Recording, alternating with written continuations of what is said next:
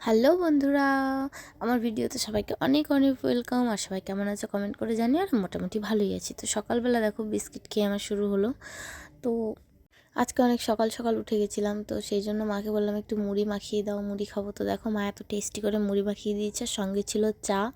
তো তারপরে মা মেন কী কী রান্না করলো ভাবলাম তোমাদের সাথে একটু শেয়ার করি। তো চলো কী কী রান্না করলো তোমাদের দেখানো যাক। এটা ছিল মাছের তেল দিয়ে আলু আর বেগুন, আর এখানে রুই মাছ, ফুলকপি, আলু আর মূলো দিয়ে। সত্যি কথা বলতে আজকে রান্নাটা খুব ভালো হয়েছিল। তো আমি করে খেয়ে নিলাম। তো মা যা যা রান্না করেছিল তার মধ্যে থেকে আমার এটাই সবথেকে ভালো লেগেছে, মাছের তেল দিয়ে ভাত খেতে।